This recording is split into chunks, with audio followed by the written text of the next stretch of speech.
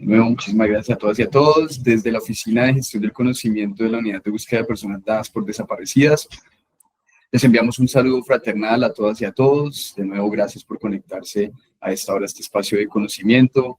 Con esto también resaltamos el compromiso de la Oficina de Gestión del Conocimiento con el fortalecimiento de las capacidades de nuestras servidoras, servidores y colaboradores para abordar los desafíos de la búsqueda de nuestros desaparecidos en Colombia.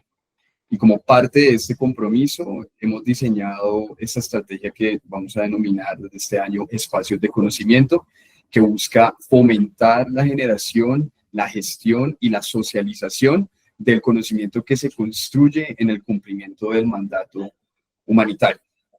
En ese sentido, hoy les presentamos el espacio de conocimiento denominado Mecanismos Transnacionales de Búsqueda e Investigación en caso de personas desaparecidas. Y este es un espacio bastante especial, ya que está siendo coorganizado de la mano del Grupo de Trabajo sobre Desapariciones Forzadas de las Naciones Unidas. Y con esto le quiero dar la bienvenida a nuestra invitada de lujo, quien es miembro de este Grupo de Trabajo sobre Desapariciones Forzadas de Naciones Unidas. Es Ana Lorena Delgadillo Pérez. Un saludo muy especial para ti. Ella está conectada desde México y queremos agradecerte inmensamente por tomar el tiempo, por apoyar la gestión del trabajo de la unidad de búsqueda. Les quiero comentar que este espacio, digamos, está diseñado, este relacionamiento que se está dando con el Grupo sobre Desapariciones Forzadas de las Naciones Unidas, está en el marco también de una solicitud de asistencia técnica que emitimos desde la unidad de búsqueda hace unas semanas. Y para contarnos un poco más sobre todo este proceso de relacionamiento, le quiero dar la palabra a nuestro jefe de la Oficina Asesora Jurídica, el doctor Andrés García, quien también está conectado con nosotros, para que nos cuente un poquito más qué es esto del relacionamiento con el Grupo de Desapariciones Forzadas de Naciones Unidas. Allá te estamos viendo, Andrés, no mentiras, este es Milton, que tiene la cámara prendida. Le recomendamos ahí mantener la cámara apagada y los micrófonos apagados. Andrés, muchísimas gracias, para que nos cuentes un poco más sobre esta iniciativa que empezamos a implementar desde este año, ya que este no va a ser el único espacio de conocimiento que vamos a organizar de la mano del grupo de trabajo. Entonces, Andrés. Muy buenos días, Juan Diego, muchas gracias. Querida Ana Lorena, un saludo nuevamente. Hace ya algún rato que ha pasado desde nuestro último encuentro hace un año, en el marco de una sesión de Naciones Unidas aquí en Colombia, pero bienvenida ahora a través de este espacio virtual. Me complace de verdad poderles hacer extensivo un saludo de bienvenida por parte de nuestra directora general, de la doctora Luz Janet Forero Martínez, quien se complace mucho de poder tener este primer taller sobre mecanismos transnacionales de búsqueda e investigación en caso de personas dadas por desaparecidas, un espacio que se convoca de manera conjunta entre el Grupo de Trabajo de Desapariciones Forzadas de Naciones Unidas y la Unidad de Búsqueda de Personas Dadas por Desaparecidas. Este espacio hace parte, como lo mencionaba mi compañero Juan Diego hace unos instantes, de la implementación de un resultado, en realidad, de la implementación de la estrategia para atención de requerimientos, órdenes y sentencias de organismos internacionales a cargo de la OAJ, a partir de la cual se realizaron algunos acercamientos, algunos contactos, comunicaciones con el Grupo de Trabajo de Desaparición Forzada de Naciones Unidas, con quienes tenemos un trabajo desarrollado muy importante en el intercambio de información, en las solicitudes que nos hacen y nosotros también poder realizar algunas o plantear algunas inquietudes. Y en el marco de este relacionamiento, entonces, principalmente gracias a la doctora Ana Lorena Delgadillo, que nos acompaña desde México, pudimos entonces establecer un contacto y realizar una solicitud de acompañamiento, de asistencia técnica, de intercambio de información con todas las notas diplomáticas que hubo que hacer al respecto, en fin, con todos los canales, y que pudo llegar a feliz término ahora con la concreción de esta propuesta que hoy se traduce en este importante espacio de formación y de capacitación para todos los funcionarios y funcionarias de la unidad de búsqueda. Entonces, desde esta perspectiva, el taller sobre mecanismos transnacionales de búsqueda e investigación en caso de personas desaparecidas es un espacio que esperamos nos pueda permitir conocer cómo la búsqueda no ha diferenciado ni ha conocido de fronteras y cuáles han sido estos mecanismos que han funcionado en otros países para abordar estas dinámicas, a veces no tan formales, a veces no tan interestatales, sino que de verdad puedan nutrir nuestro quehacer cotidiano en lo que a diario realizamos como servidores y servidoras de la unidad de búsqueda de personas dadas por desaparecidas. Así que, Juan Diego, yo dejaría por ahí un abrazo de bienvenida para todos, para todas nuestros colegas que desde territorio nos acompañan de las dependencias del orden central. Y una vez más, bienvenida, querida Ana Lorena. Es un placer y un honor tenerte nuevamente con nosotros en un escenario tan importante como este. Muchísimas gracias, doctor Andrés García. Bueno, comentarles que ya tenemos 109 personas conectadas a esta transmisión en vivo y ahora sí, pues tengo el gusto de hacer la presentación oficial de Ana Lorena Delgadillo. Ella es abogada mexicana de la Escuela Libre de Derecho de México, que trabaja en derechos humanos con más de 20 años de experiencia en derechos de mujeres y de los migrantes, sobre temas de desaparición, de feminicidios, del sistema judicial penal, sobre la independencia del poder judicial, la militarización y la seguridad ciudadana. También trabajó en la Comisión Nacional para Prevenir y Erradicar la Violencia contra las Mujeres en Ciudad Juárez, en Chihuahua, como directora del área de Verdad y Justicia, y más tarde se unió al equipo argentino de antropología forense para llevar a cabo uno de los casos de feminicidio temprano de más alto perfil de México, que fue la identificación de los restos de mujeres asesinadas en Ciudad Juárez. También como subprocuradora de atención de víctimas de la Procuraduría General de Justicia del Distrito Federal, la doctora Delgadillo participó en la elaboración de la Ley de Acceso de las Mujeres a una Vida Libre de Violencias. En 2011 fundó y actualmente se desempeña como directora ejecutiva de la Fundación para la Justicia del Estado Democrático de Derecho, e igualmente pues hoy día nos acompaña ya en su rol como miembro del grupo sobre desapariciones. Ana Lorena, si se me pasó algo, te pediría que nos cuentes un poco más de toda esa vasta experiencia que tienes y todos esos conocimientos con los que vas a poder aportar a la búsqueda de nuestros desaparecidos en Colombia, a nombre pues del Grupo de Desapariciones Forzadas de las Naciones Unidas. Por eso te doy la palabra, más allá, digamos, de los temas protocolarios para todas las compañeras y compañeros que se conectan. Vamos a tener una charla de 1 hora y media con un espacio corto de preguntas, pero les voy a pedir, por favor, que de nuevo silenciemos nuestro micrófono, que estemos muy atentas y atentos a la presentación de la doctora Delgadillo. Vamos a darle el espacio desde este momento. Muchísimas gracias, Ana Lorena. Tienes la palabra y tienes el espacio del día de hoy. Muy buenos días a todas y a todos. Muchísimas gracias, Juan Diego y Andrés, por esta presentación. Bueno, yo soy Ana Lorena Delgadillo Pérez, soy integrante del Grupo de Trabajo sobre Desapariciones Forzadas y soy la representante de América Latina y el Caribe. Y me da mucho gusto estar aquí con todas y con todos ustedes. Un saludo muy especial desde el grupo de trabajo. Todas mis colegas están muy pendientes de que vamos a empezar con esta serie de interlocución con ustedes a partir justamente de lo que nos comentaba Andrés, de la cooperación técnica que ha solicitado la Unidad de Búsqueda de Personas Dadas por Desaparecidas al grupo de trabajo. Vamos a estar organizando durante el año varios espacios. De antemano me disculpo porque el día de hoy teníamos preparado otra conferencia y hubo una confusión con el tema de las fechas, pero más o menos lo que hemos venido conversando sobre temas que la unidad está interesada en que podamos también aportar desde el grupo de trabajo, tiene que ver con nuevas tecnologías aplicadas a la búsqueda y a la investigación. Es un espacio bastante importante y bastante grande que vamos a preparar y que también les estaremos convocando. Y además de esto, también había interés o hay interés por parte de la unidad en que justamente compartamos algunas experiencias que tienen que ver con la búsqueda de las personas cuando es más allá de las fronteras, ¿no?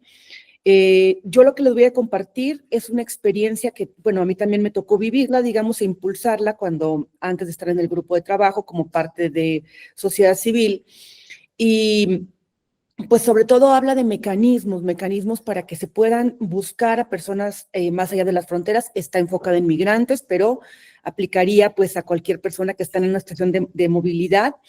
Y compartirles cómo fueron haciendo estos espacios, cómo fueron creándose, cuáles fueron las cosas que generaron también que se empezaran a crear estos mecanismos.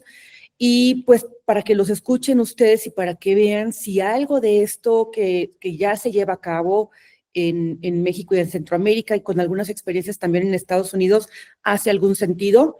Yo daría ahorita un abordaje muy general de los mecanismos, pero vamos a tener espacios un poco más específicos con otros actores que también estuvieron colaborando justamente para el nacimiento de estos mecanismos. Entonces, pues sin más ni más, agradecerles mucho a todos ustedes que se han conectado, sobre todo también a todos y a todas que están desde las regiones haciendo un trabajo muy importante para la búsqueda de personas, y al final abriremos un espacio para que pueda haber preguntas o para que pueda haber comentarios, porque siempre pues esto, lo rico de estos espacios es que pueda haber una retroalimentación. Entonces voy a compartir aquí una presentación que preparé. Ahorita me dicen ustedes si se ve.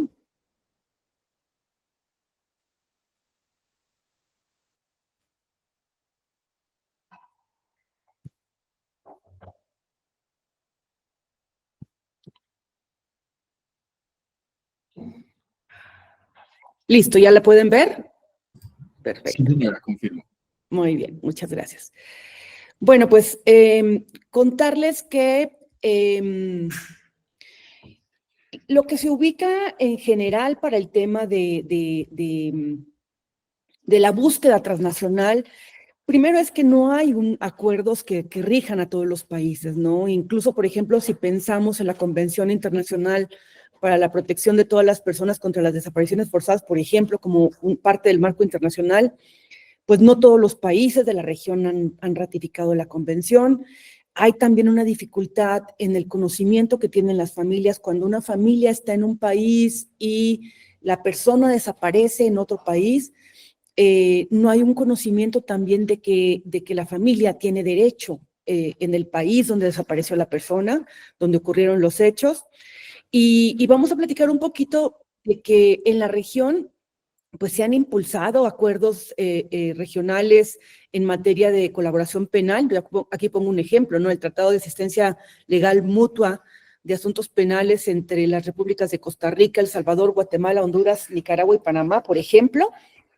Y también qué ha pasado con este tipo de comunicaciones, ¿no? O sea, cuál ha sido la experiencia, por lo menos en la región, cuando uno recurre para el tema de búsqueda o para el tema de identificación de restos, justamente a estos acuerdos que ya están hechos entre los países y que pues Colombia también tiene los propios, ¿no?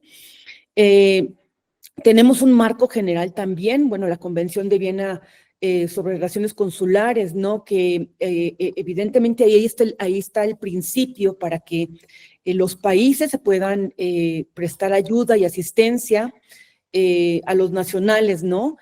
Cuando se trata de personas naturales o personas jurídicas, digamos, y que es un marco general que sirve justamente pues para esta parte de la colaboración. Cuando hablamos en el tema de migración, actualmente en varios de los países están también guiándose por espacios alrededor, por ejemplo, del Pacto Mundial para la Migración Segura y Ordenada, donde el objetivo número 8 habla precisamente de salvar vidas y emprender iniciativas internacionales coordinadas sobre personas migrantes desaparecidas. Y bueno, tenemos las convenciones que también establecen acuerdos, el Pacto de Derechos Civiles y Políticos, la Convención Americana de Derechos Humanos, o sea, todos estos acuerdos internacionales, pues nos hablan, ¿no? De la necesidad de que haya una coordinación entre los países para asistencia en materia de derechos humanos. Nosotros tomamos como una base común para todos los países de la región la Declaración sobre la Protección de todas las personas contra las desapariciones forzadas, porque como ustedes saben, pues esta declaración rige para para todos los países que son integrantes de Naciones Unidas, y a partir de aquí, pues también han nacido informes o comentarios específicos que son muy útiles para ir uno pensando cómo tiene que ir articulando estos mecanismos de enfoque transnacional para la búsqueda y para la investigación de personas desaparecidas en un contexto transnacional. Yo pondría aquí 2 ejemplos que les recomiendo mucho que los revisen.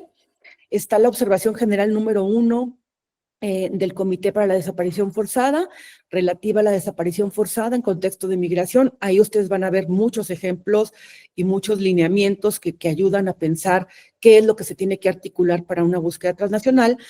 Y este es un poco más antiguo, pero es muy rico también y contiene mucha información útil, que es el informe del Grupo de Trabajo sobre las Desapariciones Forzadas o Involuntarias en contexto de migración. Aquí en general lo que ustedes van a ver son principios, estándares para la colaboración, derechos de las familias independientemente del lugar donde se encuentren, algunas recomendaciones, por ejemplo, específicas para el intercambio de información forense, algunas recomendaciones específicas para el tema de la investigación, la coordinación de la investigación penal de las personas desaparecidas, y también la parte que corresponde a las familias, los derechos de las familias independientemente del lugar donde se encuentran, y garantías de reparación, incluyendo las de no repetición. Les recomiendo mucho que puedan echarle un ojo a estos 2 instrumentos, ¿no? Entonces, digamos, en general, en la región, en México y en Centroamérica y con Estados Unidos, se han ido articulando, como yo les decía, algunos mecanismos transnacionales o con enfoque transnacional que se han ido dando. Cuando vemos, cuando se empieza a trabajar, digamos, desde la región en el tema de migración, sobre todo cuando en México, por ejemplo, sucedió que se encontraban restos de personas sin identificar en casos de masacres o desaparecían un gran número de personas en el contexto de la migración, pues ahí se empieza un poco a mirar cuál es el marco legal con el que se cuenta para poder colaborar entre los países. Y bueno, un poco lo que se empieza a analizar pues son estos tratados de asistencia mutua en materia penal que hay entre los países. Hay algunos que son bilaterales, hay algunos que son más de orden regional y que permiten, por ejemplo, conducir investigaciones, obtención de testimonios, pruebas, ubicación o aprehensión de personas. Es decir, si checamos estos tratados de asistencia, pues tienen en la parte general, digamos, de lo que son las obligaciones para poder colaborar para la búsqueda de las personas, ¿no? Ahí nosotros lo que vimos, por ejemplo, aquí está un ejemplo, ¿no? El Tratado de Asistencia Jurídica entre Honduras y México, ¿no? Entonces, fíjense lo que incluye. Reunir evidencias y obtener declaraciones de personas, proveer información, documentos y otros archivos en materia penal, localización de personas y objetos, incluyendo su identificación, registro y decomiso, y bueno, trae varias facultades, digamos, o sea, que pueden incluirse dentro de la asistencia.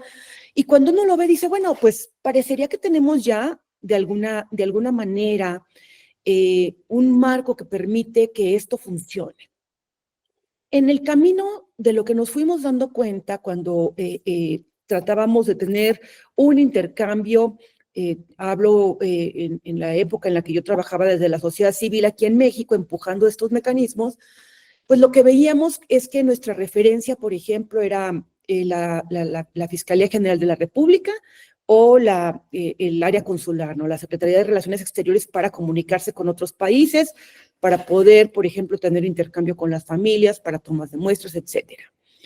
Y lo que veíamos es que estos mecanismos, las asistencias jurídicas, y al ver cómo se aplicaban también estos tratados, pues son mecanismos que ya han quedado desfasados, digamos, frente a la realidad tan apremiante que tenemos, donde se requieren acciones muy rápidas, se requieren acciones urgentes y de una coordinación muy efectiva por ejemplo, cuando estamos hablando de la búsqueda de una persona, de la toma de un testimonio alrededor de la búsqueda de una persona, o por ejemplo del intercambio de la obtención de muestras de ADN desde otro país, y que pareciera que estos tratados que son de asistencia jurídica en materia penal, pues estaban pensados sí para la parte penal, pero no con la lógica que tenemos ahorita, desafortunadamente muy agravada con el tema de tráfico de personas, con el tema de desaparición, y pareciera que estos acuerdos pues siguen manteniendo como una idea muy sólida, muy fuerte,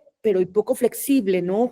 A partir de la soberanía, es decir, que no tiene la flexibilidad para poner en el centro necesariamente a las personas que están desaparecidas y a sus familias, y eso pues lo que hace es trabar la comunicación. Hay algunos acuerdos de colaboración que tardaban meses, algunos que tardaban años entre la ida y venida de las comunicaciones. Entonces, eso probaba definitivamente que no eran útiles, por ejemplo, para la identificación de restos de personas que podrían ser de otra nacionalidad que estaban en México, o para una búsqueda inmediata de personas, o para que las familias que estaban en otro país pudieran accionar estos mecanismos. Entonces, esa es la reflexión. Los esquemas actuales de justicia, pues no están pensados, ¿no? Ni están adecuados a una realidad que ya nos rebasó, que es una realidad mucho más global, y que había necesidad entonces de construir otros esquemas que tuvieran este enfoque mucho más transnacional. Entonces ahí lo que hacemos o lo que se hace en primer lugar desde las organizaciones de la sociedad civil, pero también yo tengo que decirlo, pues con un tremendo liderazgo de madres, sobre todo madres de Honduras, El Salvador, Guatemala y México, que se empezaron a organizar para la búsqueda transnacional. Bueno, las de Honduras, El Salvador y Guatemala lo que hacían es ellas mismas tomaban en sus manos, digamos, la búsqueda de los migrantes desaparecidos, haciendo caravanas, entrando al país, buscando a los suyos, y después se empiezan a buscar los mecanismos internacionales, pues diciendo que hay un problema, porque los mecanismos que tenemos no están siendo efectivos para la búsqueda de personas en otro país, se requiere otro tipo de colaboración. Y entonces, a través de los informes que se daban a los mecanismos, por ejemplo, de Naciones Unidas y del sistema interamericano, se empieza a generar lo que yo llamo pues todo un corpus juris a nivel internacional acerca de la búsqueda y de la investigación de manera transnacional a partir de todas las recomendaciones que se dieron, por ejemplo, desde la Comisión Interamericana, desde la Relatoría de Personas Migrantes, desde el Comité de Trabajadores Migratorios y sus familias, la Relatoría de Ejecuciones Extrajudiciales, es decir, muchos de los procedimientos especiales de Naciones Unidas también se empezaron a manifestar sobre esto porque era una realidad, pues que había ahí un hueco que había que llenar de otra manera. Creo que una parte importante es esto a lo que nosotros llamamos la portabilidad de los derechos, es decir, la persona tiene derechos independientemente del lugar donde esté. La persona migrante o la persona que está en otro país, pues tiene los derechos del país donde está y entonces tiene derecho a ser buscado, tiene derecho a que haya justicia y tiene derecho de que haya reparación. Y las familias tienen derecho a exigir eso a los países donde está sucediendo la desaparición o donde puede haber restos que están sin identificar. Ahí, pues, lo que quedaba claro es que había que armar todo un camino, ¿no? Un camino y sobre todo que fuera más allá del caso concreto. O sea, los casos son importantes porque son los que nos ayudan a entender la dificultad que estamos enfrentando, a saber cuáles son los retos, pero esto tiene que ir acompañado de políticas públicas, ¿no? Tiene que ir acompañado, por ejemplo, de un cambio de legislación y un pendiente que tenemos en la región, diría yo, que es generar nuevos acuerdos regionales para la búsqueda de personas, porque los acuerdos que tenemos pues no son adecuados para esto. Implica también cambio de prácticas y yo diría para países de nuestra región, como México, como Centroamérica, pero también Colombia y otros países, tendemos mucho a la hiperformalidad, ¿no? Todo requiere pasar por 20 20 diferentes lugares, requiere una cantidad de bloques, de revisión, pues en el fondo también mucha burocracia que no es propia, digamos, para cuando uno está hablando de la búsqueda de persona, que tiene que ser mucho más ágil. En la región, por ejemplo, también el litigio de los casos fue importante porque en algunas ocasiones en nuestros países se logra mover un poco, por ejemplo, de algunas instancias sensibles del Poder Ejecutivo, por así decirlo, pero hay otras que no se mueven con la misma facilidad. Puede ser que las fiscalías funcionen, pero si la policía está separada, o si los servicios forenses están separados, o si se requieren relaciones exteriores, está por su lado. Y entonces, lograr que haya una coordinación a veces no es sencillo. Para eso ayudó los cambios en la legislación, por ejemplo, en México, y también el litigio, ¿no? Porque una vez que los casos empezaron a llegar también al sistema de justicia, pues empezó a haber precedentes que permitieron también dejar claridad y una mayor interpretación de los estándares y de los derechos que tendría que haber. Y hay que decir que en México y en la región, lo que fue fundamental también fue la sociedad civil y el gobierno también estuvo muy acompañado todo el tiempo de mecanismos internacionales de derechos humanos para poder echar a andar esto, ¿no? Los mecanismos estaban ahí para poder llevar ejemplos de otros lugares, para poder compartir buenas prácticas y sobre todo pues para también permitir de alguna manera que las cosas fueran fluyendo siempre con respeto a los estándares internacionales. Entonces aquí les voy a dar algunos ejemplos de algunos mecanismos, ¿no? Con enfoque regional que tenemos en la región. De búsqueda e investigación. Creo que una de las primeros ejercicios que se logra hacer es, con el apoyo del equipo argentino de antropología forense, es la construcción de lo que ellos llaman bancos de datos de información forense. Yo les contaré muy rápido cómo pasó, pero vamos a tener un espacio mucho más amplio con el equipo argentino para que pueda también contar lo que implicó la dimensión de este ejercicio.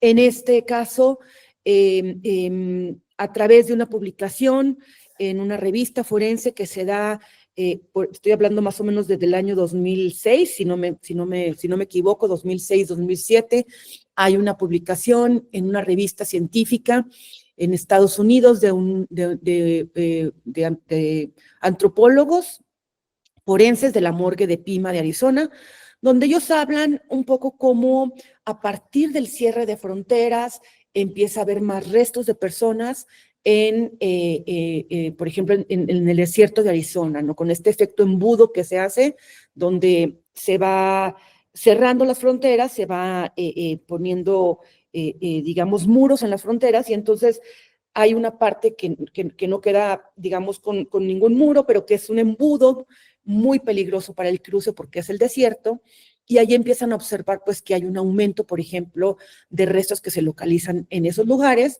y hablan de un gran número de personas migrantes que están sin identificar. Y estando el equipo argentino trabajando todavía en el proyecto de identificación de mujeres en Ciudad Juárez y Chihuahua, pues hay una visita con la morgue de Pima de Arizona, y lo que se ve es que, pues sí, efectivamente hay una cantidad de restos que se tienen sin identificar y que no se identifican pues porque no se han generado en el país, en la región justamente, pues acuerdos para poder llevar y traer esta información. Son personas de otros países porque son encontradas en el desierto con ciertas características. No podemos descartar que haya o no un tema, por ejemplo, de desaparición forzada, o que haya un tema de algún crimen, porque cada vez más estos cruces que son para personas migrantes, pues están también otro tipo de digamos, hechos que ocurren en el tránsito, como el tráfico de drogas, etcétera. Entonces es difícil saber qué es lo que ocurre, todo lo que ocurre en las fronteras, ¿no?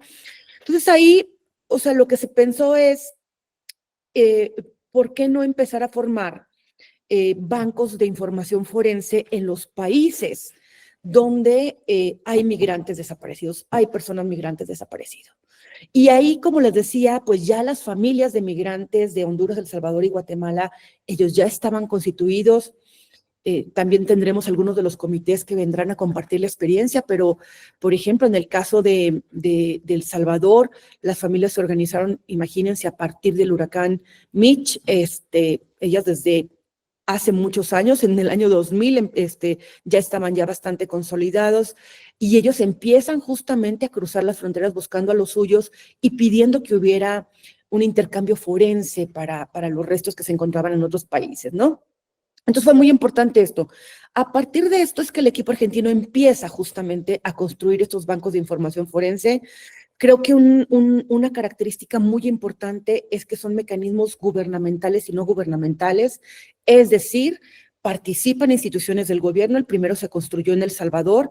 Vamos a invitar también al Banco Forense de El Salvador, donde participan servidores públicos del Salvador que están participando todavía en estos ejercicios del Banco Forense.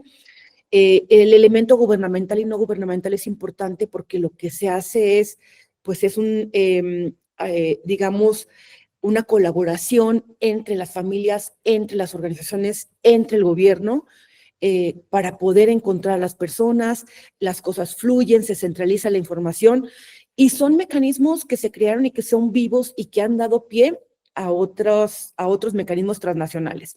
Ahorita al final, cuando terminemos, les voy a mostrar algunas de las cifras, porque este es un ejercicio que se empezó en El Salvador, pero es un ejercicio que se ha repetido en varios países, y les voy a mostrar un poco en cifras a partir de que nacieron estos bancos forenses hasta dónde se ha llegado, ¿no? Entonces, una vez que nace, por ejemplo, el primer banco forense El Salvador, en México había restos sin identificar de los casos de las masacres. Ya había, por ejemplo, un reclamo de algunas de las familias que los restos se estaban entregando, pues, de manera equivocada, que se estaban cremando restos, o lo que sucedía mucho es que cuando se enviaban los restos al país de origen, pues no se acompañaban, por ejemplo, de un dictamen forense donde viniera claramente, pues, cuál era el proceso de identificación. Es decir, a las familias les llegaban los restos, muchas veces, por ejemplo, incluso se les dejaban en la frontera y las familias tenían, pues, familias muy, muy pobres, tenían que endeudarse para ir por los restos a las fronteras, al no llegarles sin ningún tipo de dictamen y sin ningún tipo de explicación. Había muchas dudas de que los restos recibidos realmente pertenecieran a las familias. Y es ahí entonces donde se empieza primero con una incidencia a nivel internacional. Hay que decir que las audiencias que se tuvieron, por ejemplo, con el gobierno mexicano en la Comisión Interamericana ayudaron mucho para tener conversaciones en otro nivel. El papel del Grupo de Trabajo de Desapariciones Forzadas, después del comité, como ayudaron mucho, y la Oficina del Alto Comisionado, aquí también en México, ayudaron mucho a ir creando estos mecanismos. Entonces, finalmente, en el año 2013 se firmó un convenio con la entonces Procuraduría General de la República, que lo vamos a ver después en otros espacios con mayor detalles, pero yo lo que les digo es que este es un convenio que no tiene precedentes en la región y tal vez en el mundo, porque es la primera vez que una fiscalía firma acuerdo con organizaciones y comités de otros países para crear una comisión donde estén trabajando peritos independientes y peritos del Estado para identificar restos de 3 masacres. Ahí una cosa que ha sido muy importante, pues, es que se han generado reales mesas de trabajo donde están sentados los fiscales, los forenses, las familias del país o de los países que están involucrados, las organizaciones también. Hay ocasiones, por ejemplo, en la que se invita a cónsules de otros países cuando se trata de otro país, y han sido mesas de trabajo que han ayudado, pues primero creo que a romper con esta idea de que no se puede trabajar sociedad civil y gobierno juntos. Creo que esa es una muestra de que se puede. Una muestra también de división de trabajo para muchas de las actividades que se llevan a cabo, y sobre todo de discusión, porque creo que hablo yo en el caso de México, estamos muy poco acostumbrados como a este trabajo más cotidiano, interdisciplinario, donde se pone un caso, se discute, entre varios buscan estrategias para uno, para varios casos, y entonces se implementa esa estrategia. Creo que ese espacio de comisión forense ha sido muy rico para eso. Entonces, bueno, a partir de esto se han dado identificación de restos, creo que hay confianza por parte de las familias en el trabajo de la comisión. A partir de esto, también se han utilizado, lo platicaremos en otro espacio más a detalle, pero se han utilizado, se empezaron a utilizar las embajadas de México y los consulados de México en otros países para que quienes integren la comisión forense, que son los peritos del Estado mexicano y del equipo argentino, acompañados de los fiscales, de las organizaciones y de las familias, se trasladan al país de donde son, digamos, los restos de la familia que han sido identificados. En la embajada o en el consulado se le notifica la identificación, se cita a la familia, hay todo un proceso también, se tienen ya protocolos, por ejemplo, para la notificación y para la entrega de restos. A la familia se le entrega una copia del dictamen que antes no se le entregaba. También hay una nueva metodología que se ha implementado, que ya les platicará el equipo argentino, pero que lo que se reciben son dictámenes consolidados con todas las ciencias forenses que intervienen en la identificación, porque antes lo que pasaba es que se hacía un dictamen, por ejemplo, en genética, otro dictamen en antropología forense, el de odontología, varios de los dictámenes que se hacían alrededor de la identificación, y pues estos se enviaban al fiscal. ¿Y qué pasaba si había digamos, un desacuerdo, ¿no?, entre los mismos peritos para una identificación? Pareciera que al fiscal le tocaba interpretar eso. Entonces, lo que se hizo de los ejercicios muy interesantes de esta comisión forense es que lo que se determinó es que la discusión forense se da entre los forenses. Y si hay un desacuerdo por algún tipo de cosas, entre ellos se ponen de acuerdo y entregan un dictamen consolidado de tal manera que al fiscal le llega un dictamen donde están todas las ciencias forenses que se utilizaron para hacer la identificación, donde también hay una especie, digamos, como de auditoría forense en el sentido de que se explica cuál ha sido el camino de los restos, ¿no? Porque estos restos en muchas ocasiones pasaron por muchos lugares y las familias quieren saber qué información se tiene, por dónde pasaron, ¿no? Entonces, se hacía también todo un recorrido y un análisis de por qué los restos estaban en un lugar y no se identificaron. En México pasó mucho, ¿no? Ha pasado mucho que los restos estuvieron guardados por mucho tiempo en un lugar sin identificar o fueron enviados a las fosas por parte del Estado. O sea, hay una explicación de todo eso, de tal manera que se trata de que haya un cierre digno para las familias, al menos en que sepan qué fue lo que sucedió. Entonces, es una experiencia que sigue funcionando y que la compartiremos después a mayor detalle. Entonces, bueno, yo aquí hablaba de cuáles son algunas de la importancia de que estos mecanismos sean gubernamentales y no gubernamentales. Y a partir de este ejercicio, las propias familias empezaron a decir, bueno, se está empezando a armar en la región, porque la comisión forense también, una de las cosas que permitió, que no sucedía antes, es que como ya había algunos bancos forenses formados, por lo menos en El Salvador, en Honduras, había un ejercicio importante hecho en Guatemala, es decir, en estos países de origen ya se había recolectado la información de personas migrantes desaparecidas. ¿Qué información se recolectaba en los bancos de información forense?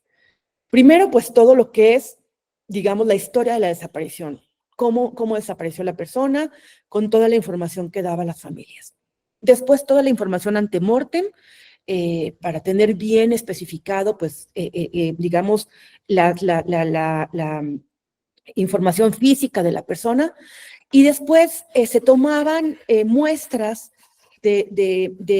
para ADN de las familias, de tal manera que se hacían como lo que se le llaman una especie de carpetas forenses, donde los bancos de información forense tenían la historia de la desaparición, la información ante mortem, y una vez que se procesaba el ADN de los familiares, se integraban los perfiles. Y eso estaba preparado para en el momento en el que se abriera la posibilidad, por ejemplo, en otro país, para que se pudiera cruzar con información de restos, estaba ya listo. Entonces, esto ayudó mucho, porque cuando nace la comisión forense, como les digo, en México ya se había adelantado trabajo en Honduras, en El Salvador y Guatemala, donde ya estaba esta información lista para ser cruzada. Una cosa que se vio muy importante en los bancos forenses, hay mesas de organización donde las familias, las organizaciones y el gobierno tienen en igualdad de condiciones la voz para ponerse de acuerdo. Los comités también se quedan con una copia de toda la información, eso se considera que es importante, y otra copia se la quedaba el equipo argentino también para hacer los procesamientos. Entonces, digamos que esto fue bastante interesante, porque a partir de aquí se empieza a generar una mecánica, y es la primera vez que sucede que en México hay un cruce masivo. ¿A qué me refiero con un cruce masivo? Bueno, anteriormente el cruce era por ahí, que sabemos que la familia estaba en algún país de Honduras o de El Salvador o de Guatemala, se cruzaba, se mandaba el perfil para México, pero no había habido un cruce, digamos, de un gran número de familias que tuvieran casos de desaparición con restos que estaban en un país. Entonces, esta comisión forense permitió por primera vez también estos cruces masivos que han arrojado resultados.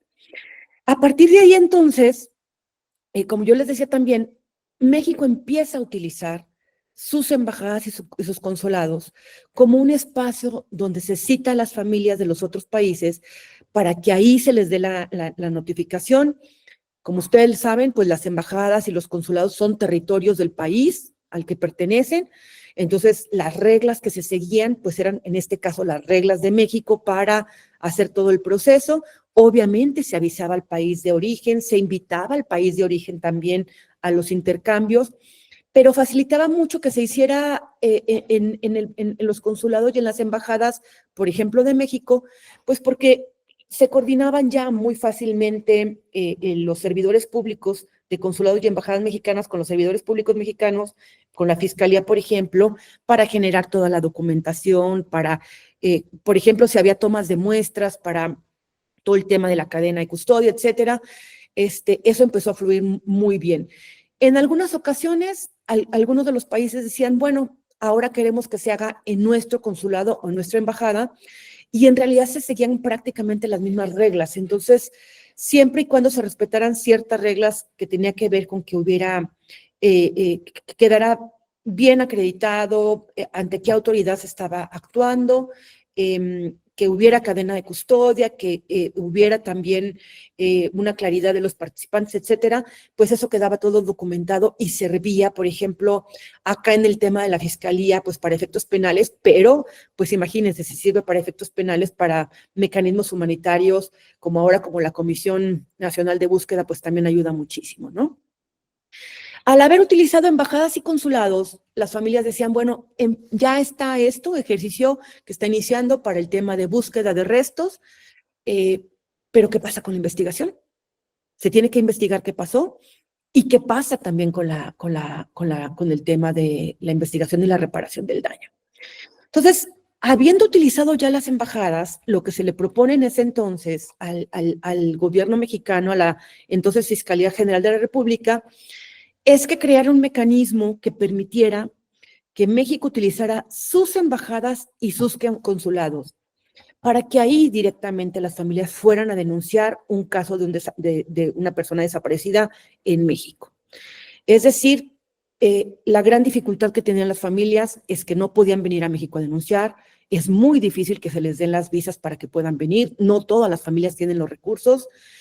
Y anteriormente, el sistema que estaba instalado es que si teníamos, por ejemplo, una familia de de guatemalteco desaparecido o de un salvadoreño desaparecido, todas las instituciones del Estado salvadoreño, por ejemplo, estaban coordinadas para que la familia fuera a el Ministerio de Relaciones Exteriores de El Salvador, ahí se colectaba la información de las personas desaparecidas en otro país, y después el Ministerio de Relaciones Exteriores de El Salvador se coordinaba con Relaciones Exteriores México para compartir la información.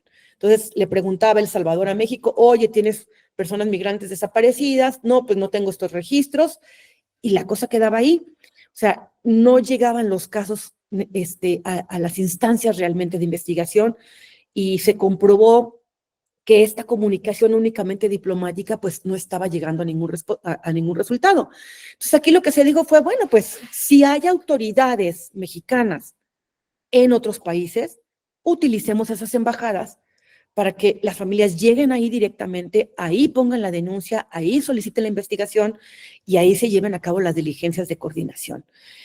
Actualmente, varios casos de varios países se han ingresado a través de este mecanismo de apoyo exterior. Tendremos un espacio también más amplio para compartir esto, pero esto es un mecanismo que está funcionando, todavía le falta mucho, pero se han utilizado ya embajadas y consulados para toma de muestras, para denuncias, y después, por ejemplo, una cosa que ha sido muy buena es que algunos de los seguimientos de los casos, pues ya incluso se llevan a cabo a través de Zoom, ¿no? Que eso facilita mucho la comunicación para las familias. Aquí tenemos algunas fotografías de Guatemala, donde las familias en los consulados están yendo a hacer las denuncias y a la toma de muestras, ¿no?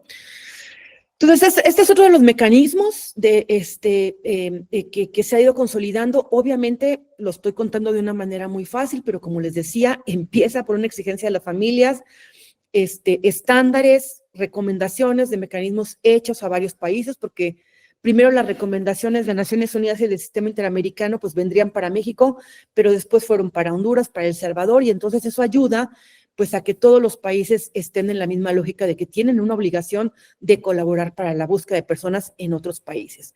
Se empiezan a generar acuerdos en las instituciones, después esto se sube a leyes generales para que aplique a todo el país, y después se empieza a compartir la experiencia con otros de los países de la región para que esto se empiece a duplicar, ¿no? Por último, en México, bueno, se creó esta mesa para la búsqueda de personas migrantes desaparecidas, porque como ustedes saben, al igual que en Colombia, en México, al principio buscaban las fiscalías y después nace también este mecanismo de corte humanitario, que es la Comisión Nacional de Búsqueda, donde se dedica exclusivamente a la búsqueda, y lo que se hace es replicar un poco lo que se venía viendo en los otros espacios, o sea, que hubiera un espacio. Además, imagínense, nosotros tenemos 32 estados, está la federación, para tener una coordinación a nivel regional para el tema de migrantes, pues se requería un espacio específico para que pudiera darse toda esta intervención.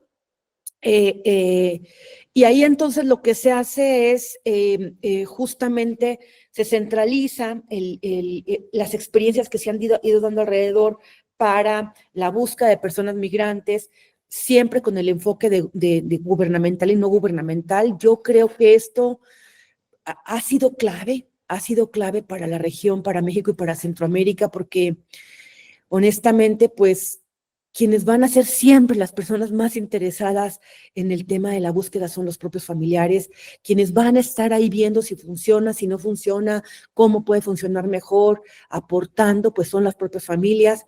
Entonces es el mejor motor que se ha encontrado para que los mecanismos pues no mueran y para que se mantengan vivos, ¿verdad? Esto es un poco lo que se recogió y bueno, esto lo que hace es recoger también, hay otro ejercicio que se ha hecho con Estados Unidos, ya tendremos también el espacio para poder compartir cómo se empezó a trabajar también esto con Estados Unidos, a partir de que se abre este espacio también con el equipo argentino de poderle llevar muestras, digamos, de ADN a la morgue de Pima, Arizona. Se empieza a hacer un intercambio también mucho más fluido y mucho más orgánico, y después con otros, digamos, con otros estados del sur de Estados Unidos para hacer este intercambio masivo, ¿no? Entonces, es un poco como, en general, como se han ido generando estos mecanismos. Yo lo que les diría es, pues, no son mecanismos acabados, son mecanismos iniciales que sobre todo, pues lo que nos ha hecho, lo que ha hecho reflexionar en la región, pero también ayudó a reflexionar a los mecanismos de Naciones Unidas y a los mecanismos del sistema interamericano, pues es eso, es primero que no estamos preparados como países para tener este intercambio para la búsqueda de personas. Tal vez, por ejemplo, hemos encontrado algunas experiencias para búsqueda mucho más fluidas en el Cono Sur, con fiscales que hacen la búsqueda, por ejemplo, en tema de trata de personas, donde pareciera que fluye más rápido la información, pero esto es más porque se han ido coordinando entre fiscales de la región que acuerdos que realmente queden instaurados como para que puedan ser utilizados independientemente de quién sea la persona que está trabajando. Y esto nos lleva a la reflexión de que teniendo ya nosotros, pues primero un marco internacional muy claro, un corpus juris, como yo les decía, después les vamos a compartir todo esto para que ustedes también lo tengan, un corpus juris para que a nivel internacional se puedan ver todas las recomendaciones que se tienen hasta este momento para intercambio de, digamos, información forense, para investigación, para participación de las familias, para colaboración entre los países. ¿Cómo hacemos entonces para ir generando en la región acuerdos más específicos, regionales, porque ya lo requerimos desde el sur hasta el norte, para la búsqueda de personas que superen estos mecanismos que no están siendo eficaces como los acuerdos de colaboración jurídica entre los países, ¿no? Como les decía, pues estos mecanismos que existen no son todavía perfectos, son perfectibles, pero sí creemos que parte de lo que ha sido un gran apoyo para que sigan avanzando ha sido justamente las familias y el acompañamiento de las organizaciones y también el acompañamiento de mecanismos y procedimientos de Naciones Unidas.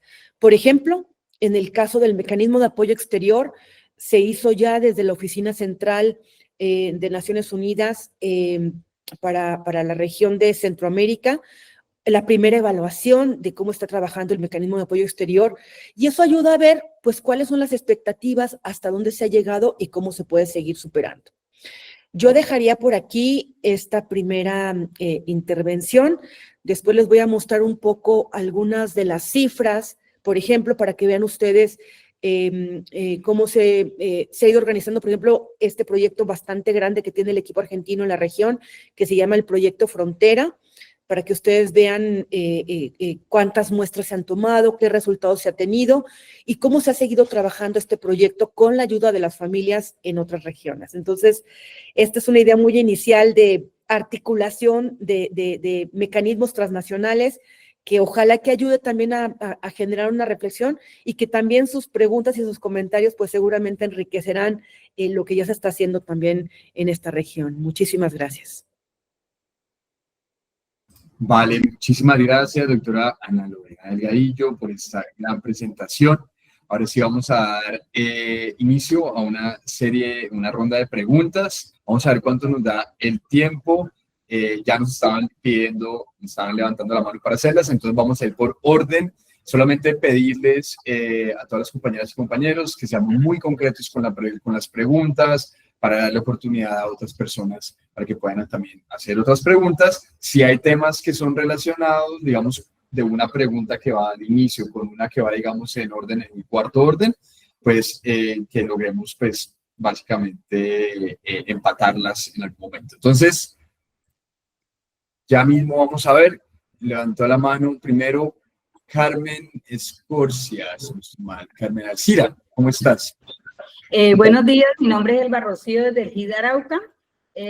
Ana Lorena, estamos desde frontera con Venezuela casualmente y queremos decirle que nos gustaría una orientación respecto a cómo podemos todas las Américas trabajar en una alianza por todo el tema de desaparición en la frontera, teniendo en cuenta que desde acá, desde el departamento de Arauca, ya hay desaparición que involucra a ciudadanos venezolanos desaparecidos y que, como sabemos, trascienden por todo el territorio nacional, cruzan por el Darién y siguen subiendo hasta México y llegan a Estados Unidos. Entonces, sería clave cómo podemos articularnos desde los diferentes, del Estado mismo, los diferentes estados, pero también desde ONU Derechos Humanos, que está en toda la región, y desde nosotros, comunidad de búsqueda, que estamos obviamente en todo Colombia. Entonces nos gustaría recibir esas recomendaciones de cómo poder hacer una alianza de un trabajo regional. Gracias. Muchísimas gracias. ¿Alguien más que tenga de pronto alguna pregunta relacionada para complementarla quizás? ¿No? Muy bien. Ana Lorena. No, pues muchísimas gracias por esta pregunta y bueno, el trabajo que ustedes están haciendo es un trabajo bastante delicado, bastante difícil. El trabajo entre las fronteras, entre fronteras y entre países siempre tiene una complejidad pues grande, ¿no? Yo les diría, o sea, les cuento un poco como a modo de resumen, ¿qué fue lo que resultó acá en la región? Yo creo que lo primero fue la organización de las familias. Y yo lo que les diría, yo les aseguro que en todos los países prácticamente donde hay personas desaparecidas, hay familias organizadas. Eso es de cajón. Las familias organizadas, ellas también, una vez que están organizadas, empiezan con un primer trabajo, porque, por ejemplo, perdón, a mí me tocó, por ejemplo, iniciar con el equipo argentino. Yo en ese entonces trabajaba en el equipo argentino. Primero estuve trabajando en Ciudad Juárez, en un proyecto bastante grande sobre búsqueda de mujeres e identificación de restos, que este fue pues el primer caso de feminicidio que llegó a la Corte Interamericana, el caso de Campo Algodonero que ustedes conocerán. Y después empecé a trabajar también con el equipo argentino, la parte frontera, y me tocó empezar justamente con El Salvador, el primer banco forense. Cuando nosotros llegamos a El Salvador, perdón, una cosa muy importante es que las familias estaban organizadas y que se respetó esta organización. O sea, que eso fue como la semilla, pues muy importante para que tuviera una base, porque estando las familias involucradas, hay otro tipo de exigencia para todos los actores y hay una legitimidad, pues, que no tiene comparación. Entonces, estas familias organizadas, por ejemplo, venían trabajando con ONGs que las habían ayudado ya a documentar los casos. Y tenían al menos una fichita, al menos una ficha donde tenían el nombre de la persona desaparecida, la fotografía, el lugar, ¿no? Pero eso ya era súper rico. O sea, imagínense llegar a El Salvador y encontrar 400 fichas así. Es una riqueza tremenda, o sea, y eso es un trabajo que ellos venían haciendo desde hace mucho tiempo. Entonces, el mayor reconocimiento primero para estas familias que empezaron a hacerlo. Pero les digo, les estoy poniendo el ejemplo de El Salvador, pero las familias en todos los países ya lo están haciendo, ¿no? Entonces, creo que es importante respetar este ejercicio que están haciendo las familias y ver cómo se suma el gobierno, que aquí fue la clave. No fue llegar a quitarles el trabajo que estaban haciendo, no fue llegar a desplazarlas, sino hacer equipo. Ellas siguen haciendo su trabajo, pero se hace equipo. Y entonces es así como se empieza a invitar a algunas de las instituciones del Estado para que se empiecen a hacer estos bancos de información forense donde se colecta toda la información y después ya se va viendo cómo se va, digamos, compartiendo con otros países. Ahora, tu pregunta, que es muy importante, ¿no? ¿Cómo se hace un acuerdo, un gran acuerdo regional? Yo creo que una cosa por la que se puede empezar es pensar cómo se trabaja esto desde el propio país. Para mí eso sería lo primero. Antes de pensar en una cosa más grande, que es importante pensarla, es reflexionar, por ejemplo, en este momento, cómo lo está haciendo Colombia y qué requiere para que por lo menos empiece a funcionar en Colombia con algunas variables que puede tener a partir de lo que se hizo acá, si funciona o no funciona, ¿no? Porque lo más fácil es ir conectando lo que ya funciona. Para mí eso sería lo primero. Lo segundo, pues es fundamental, como tú lo dices, que esto no quede solamente en un país, que tenga un enfoque regional y cómo le hacemos para que Naciones Unidas ayude en eso. Bueno, eso es parte de lo que a mí también se me ha pedido como la colaboración para Colombia con la unidad de personas dadas por desaparecidas, de ir pensando con ustedes cómo se puede empujar esto a un nivel más regional. Eso es parte de la colaboración técnica que vamos a tener para irlo conversando.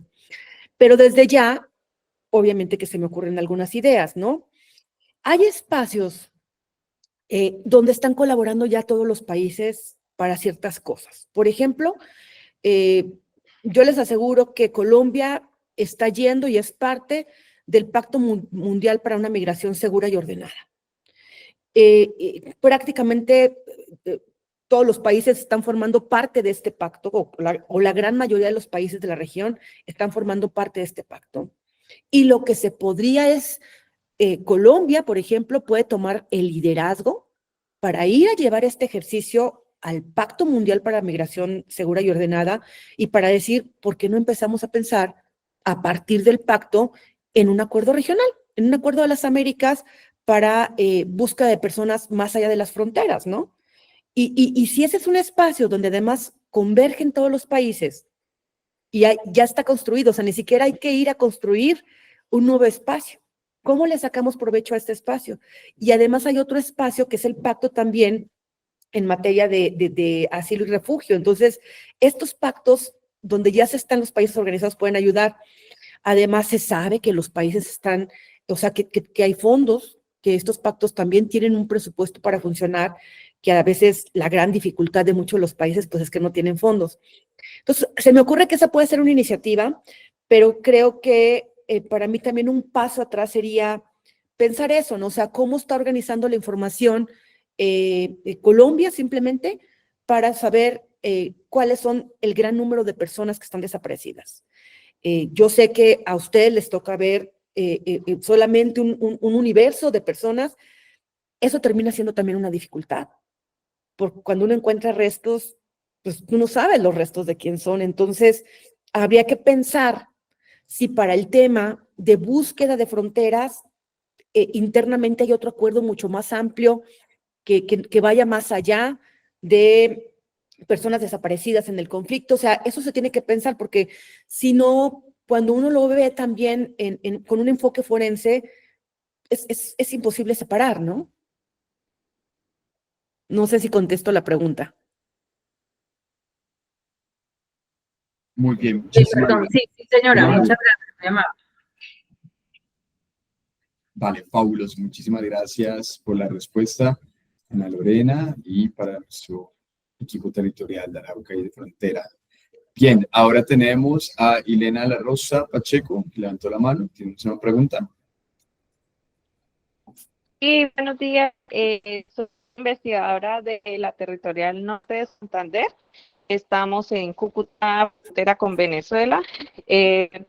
Gracias a las experiencias compartidas, los datos como que nos sirven para el trabajo que estamos haciendo acá. Sin embargo, también quería como poner un poco la reflexión de lo que sucede con el tema diplomático, ¿no? Porque para nosotros ha sido una limitante el no tener información, y para poder tener información hay que ir a terreno, y pues eso no se ha dado, ¿no? En este momento como que el acuerdo que se había llegado era que podíamos solicitar recuperación de cuerpos en Venezuela si teníamos una localización exacta, pero la localización exacta no la tenemos. Entonces, aquí las organizaciones lo han venido acompañando a las familias para que tengan su denuncia judicial tanto en Colombia como en Venezuela. Eso sabemos que lo han venido haciendo las organizaciones, pero también ellas han sido un poco celosas en compartirnos la información que tienen. Entonces, venimos como en esa labor de recopilar lo poco que tenemos, como para configurar pues un documento que nos permita solicitar pues poder acceder como a lo que nos haga falta. No, muchísimas gracias por el comentario, Ileana. Yo creo que lo que es fundamental para que esto funcione es la voluntad política, ¿no? La voluntad política, cuando hablo de voluntad política, hablo de la voluntad política de todos los países que tienen que participar, ¿no? Porque si tú tienes a un país que quiere buscar, pero tienes a un país que no quiere colaborar, es muy difícil, ¿no? Y lo digo de manera general. Ahora, fíjense, yo les diría una cosa. Yo creo que también, y nos va a ayudar mucho este ejercicio que vamos a hacer de cooperación técnica. Yo estoy muy contenta con este ejercicio porque nos va a ayudar a reflexionar cosas que pocos están discutiendo, digamos, a nivel más regional. A ver, ese tema de si forenses de un país pudieran ir a otro país, por ejemplo, a participar en exhumación de restos, ¿no? Pues uno pensaría que tenemos la Convención de Viena sobre el Derecho de los Tratados, que tenemos estos acuerdos de cooperación penal de los que yo hablaba, ¿no? En otros países hay algunos otros más específicos, pero la realidad, a partir de lo vivido aquí en México, es que eso es todavía mucho más complejo. Yo les decía al principio que los países en general, siguen viendo este tema como un tema en el marco de la soberanía. Y entonces uno va y le dice a un país, oye, sucedió acá en México, les voy a poner el ejemplo de México, ¿no? De México de la región, porque además esto digamos, pues ha sido abordado también por el grupo de trabajo en algunos espacios. Se entregan restos donde las familias, México entrega restos donde las familias tenían dudas sobre la identificación. Estos restos van a varios países. Una vez que nace la comisión forense, hay una cláusula, después les voy a mandar el acuerdo de comisión forense, porque la verdad que el acuerdo de comisión forense es como todo un protocolo buenísimo para ir pensando justamente la búsqueda entre fronteras, y vamos a tener un espacio para hablar más a fondo de esto. Pero entonces ahí se entregan restos a estas familias, las familias tenían dudas de que los restos que les entregaron eran de sus familiares, por lo que les decía. No se les entregó ningún dictamen donde claramente se establecía que habían sido identificados con una base científica. Para las familias era prácticamente un acto de fe. Recibir los restos y los enterraban, pero no podían saber si eran de sus familiares, ¿no? Entonces, el acuerdo de comisión forense establecía que las familias podían pedir una revisión de esos casos. Pero claro, ese era un acuerdo hecho en México, ¿cierto? Y que, digamos, la revisión se iba a hacer por la comisión forense que está constituida por el equipo argentino y los forenses mexicanos. Ha sido tremendamente complejo, que países con los que incluso México tiene muy buena relación, permitan que los forenses entren a otro país a hacer exhumaciones. Yo le estoy hablando de una región que está súper conectada y que hay una relación muy constante. Obviamente nos cruza el tema de migración, pero muchas otras cosas.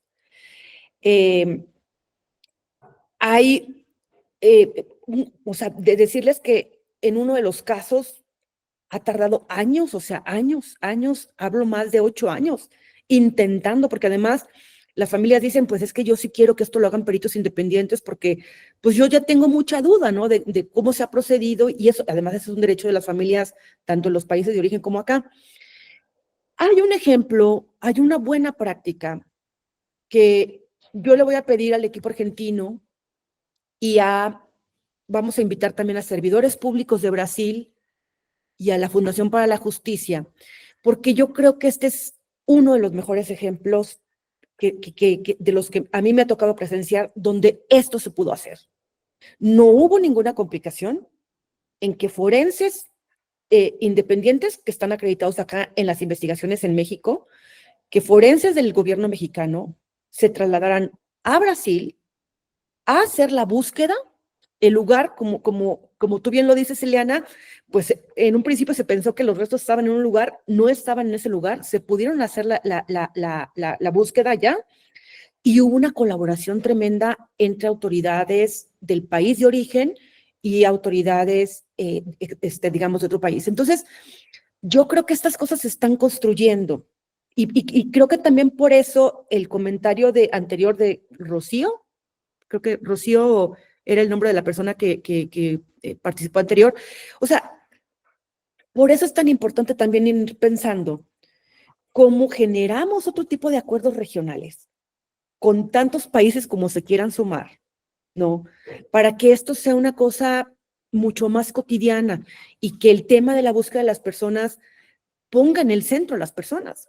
Y no ponga en el centro un tema de, pues yo soy un país, digamos, soberano, aquí nadie entra. O sea, aquí se requiere otro tipo de colaboración y se requiere otro tipo de voluntad para que esto pueda avanzar.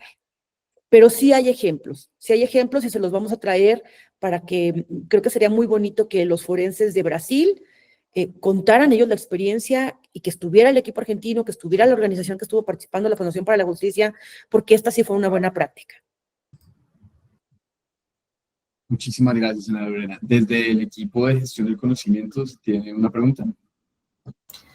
Hola Ana Lorena, muchas gracias por la charla. Sí, pues ya has explicado un poco este ejemplo de Brasil y de coordinación de equipos de dos países, pero ¿cuáles crees tú que deben ser como los elementos o características clave para lograr esos casos de éxitos de forenses de dos países que puedan llevar a la resolución de casos de desaparición de migrantes?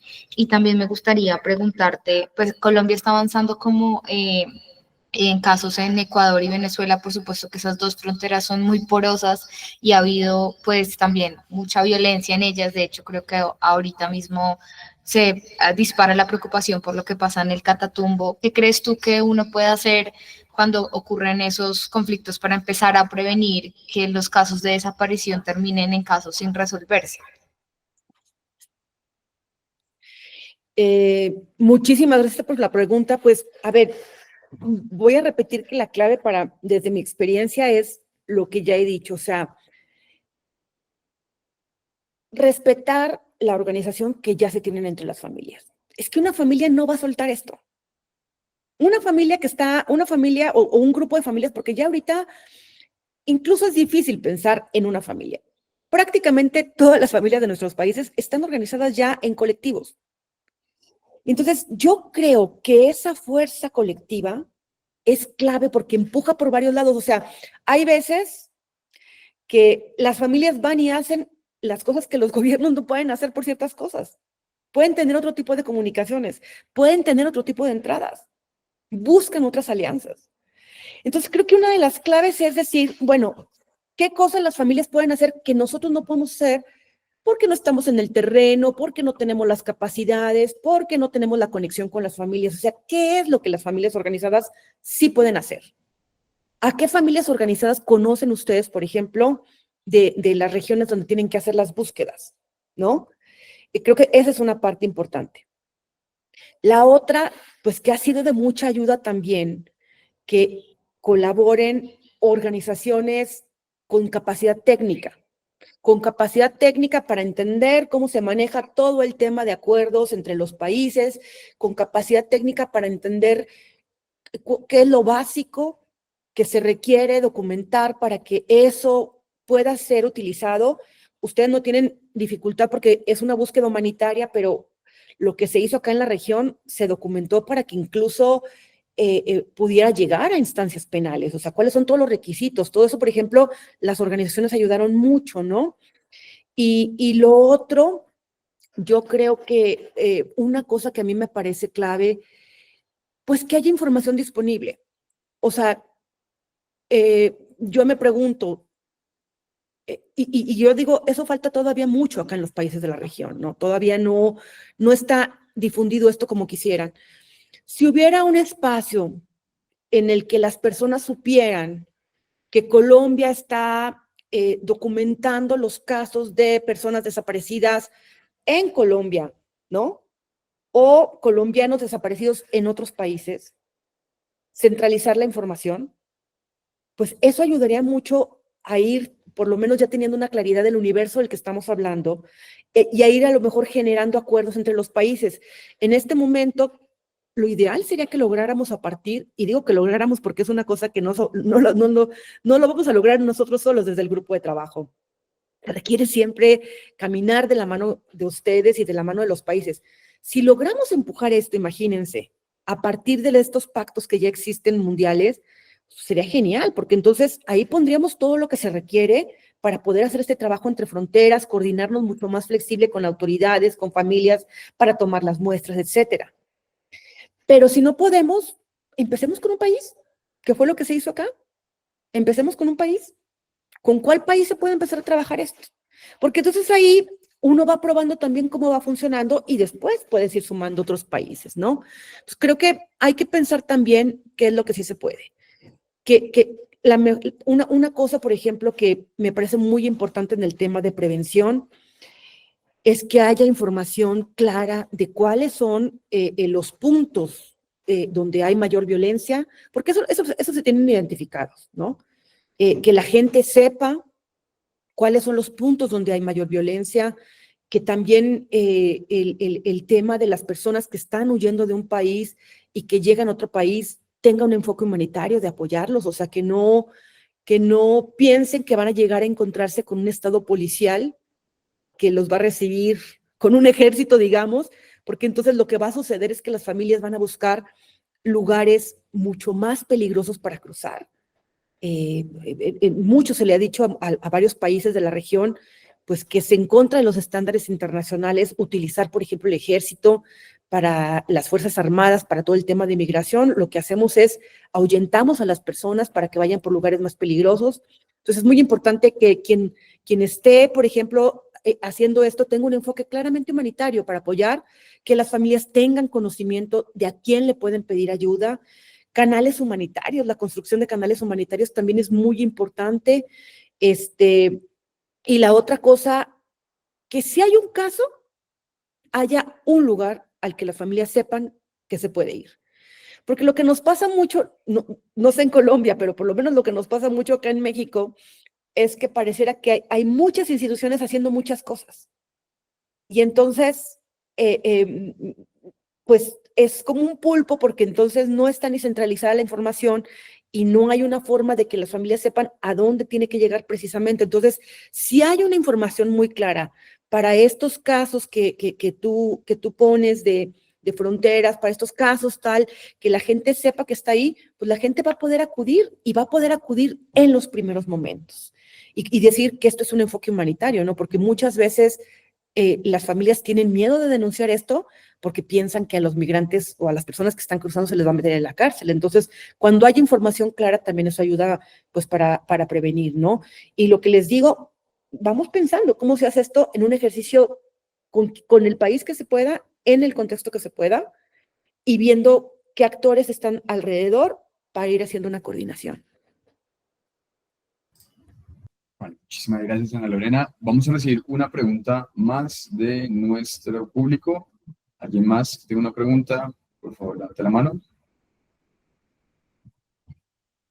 Igual bien. si no hay preguntas, déjenme ver si puedo, les quiero nada más para que tengan una idea de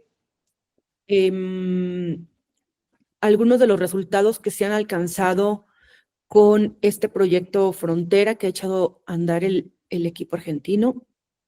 Bueno, creo que hay una pregunta y al final les enseño las estadísticas. Vale, vamos a recibir una más, perdón, ahí vamos a recibir de la doctora Claudia Figueroa para terminar a tiempo. Doctora Claudia, ¿te escuchamos? Bueno, muchas gracias. Voy a ser rápida. Muy buenos días, doctora Ana Lorena. Muchísimas gracias. Mi pregunta es la siguiente. Aun cuando yo sé que en la competencia de la unidad las desapariciones son hasta el 1 de diciembre del 2016, sin embargo, el tema de los desaparecidos que pueden estar vivos en sitios de reclusión o en otros espacios, en otros países, me parece también muy importante, dado que las personas pueden haber desaparecido desde antes del 2016 y estar en algún espacio de otros países. Respecto de eso específicamente, por ejemplo, ustedes cuentan o tienen facilidades o los recursos para tener información estadística no, pero sí de las personas que se encuentran, por ejemplo, privadas de la libertad en diferentes sitios de México, que son migrantes y que probablemente pueden estar desaparecidos para sus familiares en diferentes países, porque el tema de la comunicación con estas personas y sus familiares se dificulta muchísimo, más cuando son migrantes y sabemos que hay sitios y hay penales en todo el mundo en donde independientemente que las personas estén privadas de la libertad con o sin causa, se les violan sus derechos fundamentales a la comunicación. Entonces, ustedes al respecto, pues, cómo lo han manejado, y le agradezco muchísimo. No, muchas gracias por tu pregunta, Claudia. Mira, yo creo que eso es uno de los grandes pendientes, yo diría que en México y en la región, no solamente en México, para tener bases de datos claras, disponibles, accesibles, en caso, por ejemplo, de personas migrantes, pero también en caso de personas en tránsito que de alguna manera son detenidas y que pueden ser desaparecidas. O sea, ese es uno de los grandes pendientes. Hay algunos ejemplos, por ejemplo, en el caso de migrantes, igual también eso lo vamos a ver después con más detalle, pero qué bueno que lo pusiste para traer ejemplos bien claros, porque en algunos lugares de detención en Estados Unidos tú puedes encontrar la información. O sea, nosotros, bueno, cuando yo trabajaba, digamos, desde una organización de la sociedad civil, nosotros lo que hacíamos era en la base de datos de cuando sabíamos el punto, por ejemplo, donde había quedado la persona desaparecida, se mete el nombre en la base de datos y la base de datos arroja si la persona está o no desaparecida. No siempre es a tiempo, no siempre es luego, hay muchas situaciones, pero creo que ahí la clave sería empujar también que todos los lugares que tienen personas detenidas pues tengan actualizada la información para efectos de la búsqueda. Pero Claudia, pues es también otro aspecto que tendría que contemplar un acuerdo regional, ¿no? Porque ahorita estamos hablando de restos, pero cuando hablamos de búsqueda, tendríamos que pensar que si este acuerdo regional va a ser para restos, ¿cuáles son las cosas que tendríamos que incluir para la búsqueda en vida? Porque tenemos que tener ambas perspectivas, ¿no? Entonces, hay que ver, por ejemplo, cómo están funcionando estas bases de datos de Estados Unidos para migrantes detenidos, donde uno puede acceder inmediatamente. Tendríamos que ver todo el tema de seguridad, o sea, hay muchas capas que hay que de datos personales, etcétera, pero creo que las cosas se pueden trabajar cuando puedes ir sumando en el tránsito quien quiera irse, digamos, incluyendo como en este ejercicio, ¿no? Ahí es una cosa que me parece que también se podría explorar con mayor detalle para poder compartir en general con la región. Sí. Muchísimas gracias, doctora Ana Lorena. ¿Y nos ibas a proyectar algunos resultados? Sí, les voy a proyectar muy rápidamente. Le pedí al equipo argentino que me compartiera sus últimas estadísticas. Lo vamos a ver después cuando les toque ya a ellas también compartir el ejercicio.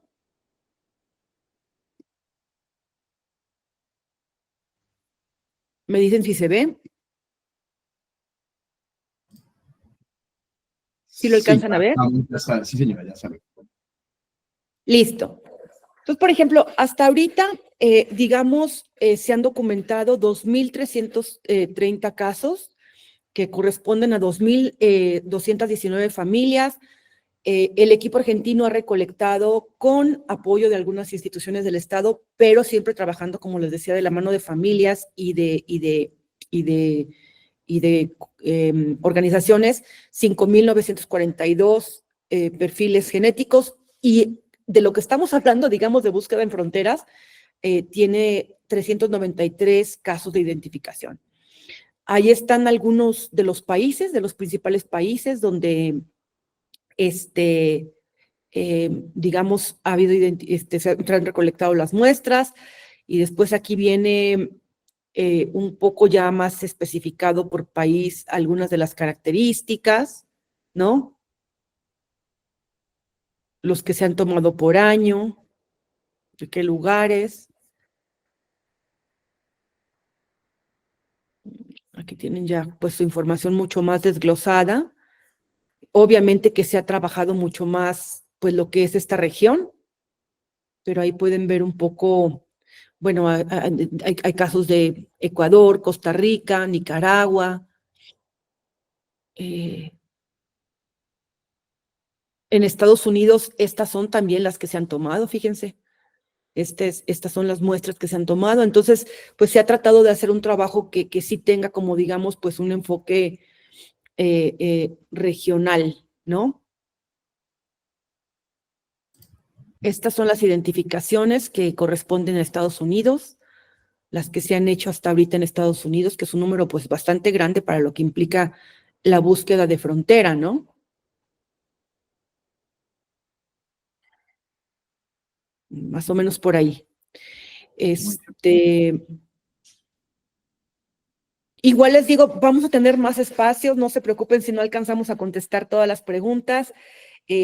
Esta fue como, digamos, nuestra apertura, pues para empezar a conversar en este tema de cooperación técnica entre el grupo de trabajo y la unidad de personas desaparecidas, pero vamos a seguir teniendo espacios, y pues decirles eso, que es un espacio que es de ida y de venida, ¿verdad? Porque todo lo que ustedes aportan y todo lo que ustedes preguntan, pues también a mí en lo personal me ayuda mucho también a seguir pensando y pensaremos juntos y juntas, pues algunas de las cosas que se podrían hacer.